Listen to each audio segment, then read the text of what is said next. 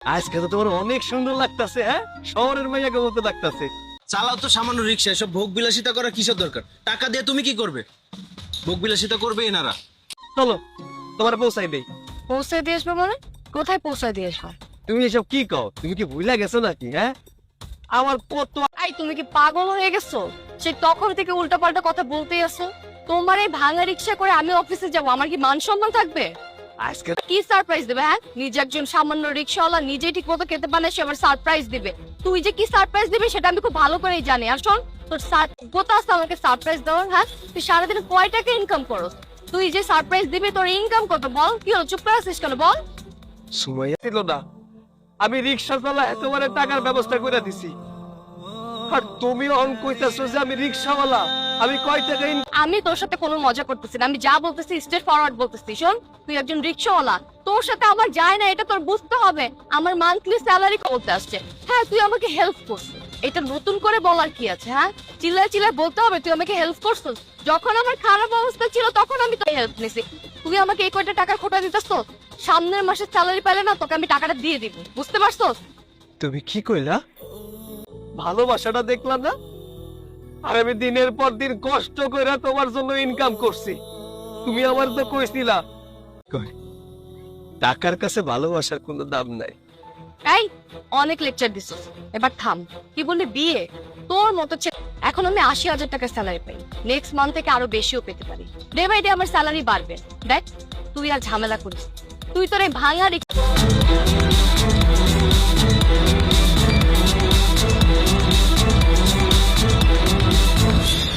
দেখো না, এই রিক্সাওয়ালাটা আমাকে ডিস্টার্ব করতেছে, উল্টাপাল্টা কথা বলতেছে। তুমি কিছু বলো না হোয়াট? ওই ছোট লোক মেয়ে মানুষ কেন?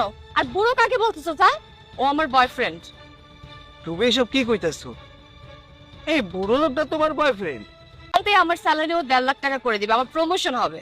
সামান্য টাকার জন্য তুমি এই বুড়ো লোকদের সাথে প্রেম করতেছো? এই, তুই এত কথা বলতেছিস কেন? আর কোনো দরকার নেই, অশিক্ষিত মূর্খ একটা। শোন, সুগার ড্যাডি মানে কি সেটা আমি জানলেই হবে। ওর গাড়ি আছে, টাকা আছে, বাড়ি আছে, সব আছে। ওর যা আছে সব আমারই, কারণ ও হ্যাঁ, তুমি আমার কোম্পানিতে জব নিয়েছো, তার মানে এটা না আমাকে তুমি সুগার ডেডি বানিয়ে ফেলেছো। আর হ্যাঁ, তোমার উত্তরাধিকারী আমার একমাত্র সন্তান সৈকত চৌধুরী। হোয়াট মানে? আপনি এগুলো কি বলতেছেন? ও যদি আপনার ছেলে হয় তাহলে ও রিক্সা কেন চালায়? রিক্সা? কি রে বাবা, কিছু বলবি? তোমার সাথে আমার কিছু কথা আছে। কথা ছিল, বল। মানে বাবা, আমি একটা করেন। বাবা, আমি যতদূর শুনেছি মেয়েটার বাবা মা কি মেয়েটা এতিম। আর তাছাড়া তুই মাসুদ চৌধুরীর ছেলে হয়ে একটা বস্তির মেয়েকে বিয়ে করতে চাচ্ছিস?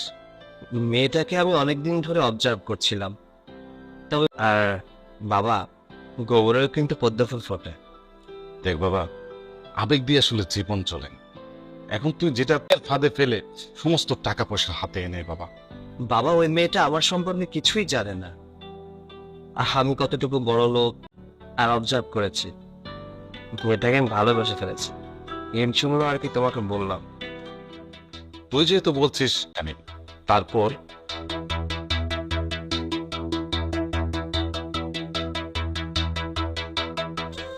ছিলাম, তুমি যদি আজকে এই প্ল্যানটা না করতে তাহলে বুঝতেই পারতাম না। গরিবের মেয়েরাও টাকাকেই ভালোবাসে।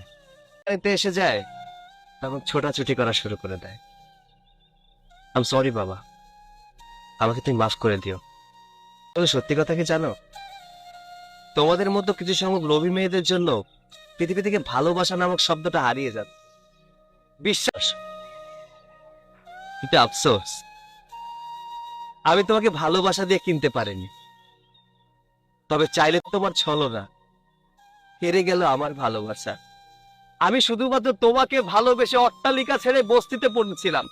প্রথম দিন তোমাকে বলে দিতাম যে কোম্পানিতে তোমার চাকরি হয়েছে সেটা আমারই কোম্পানি।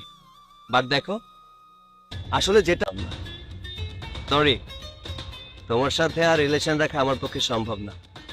বাবা, ওকে আর আমাদের কোম্পানি হয়ে গেছে। আমি জানি আমি অনেক বড় অন্যায় করছি, আমি অনেক বড় পাপ করছি। তুমি আমারে মাফ করে দাও। আমার কাছে ক্ষমা চেও না, অ্যাটলিস্ট বিশ্বাস করা যায় না। আজকের পর থেকে তোমার এই চেহারা আমি আর কোনোদিন দেখতে চাই না। বাবা, চলো।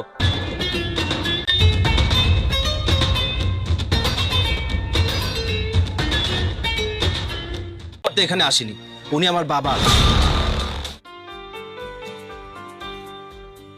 আচ্ছা বন্ধু, আমাদের গত কবে যে ডক্টর হয়ে বের হব, আমার আর প্র্যাকটিস করতে ভালো লাগছে না।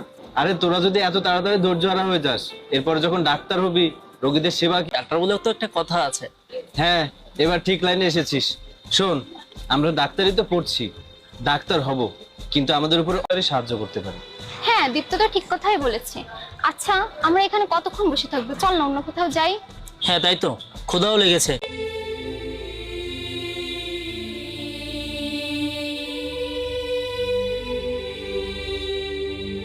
আপনাকে 30 টাকা কেন দিব? সবাই তো 30 টাকাই দেয়, কিন্তু আপনি 20 টাকা দিলেন যে। দেখুন, আমি গরিব মানুষ, আমাকে ঠকা।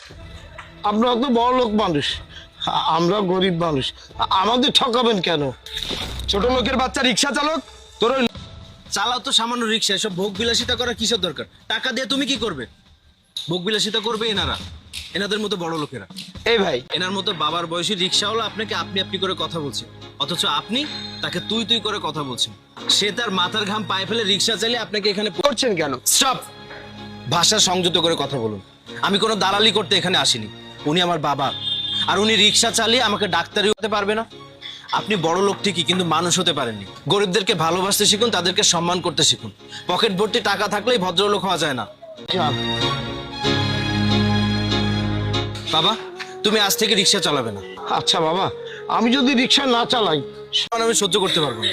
থাক বাবা, এত মাথা গরম করিস না। দেখ, আর কিছুদিন পরে তো তুই ডাক্তার হয়ে বেরোবি, তখন হয় রিক্সা চালা।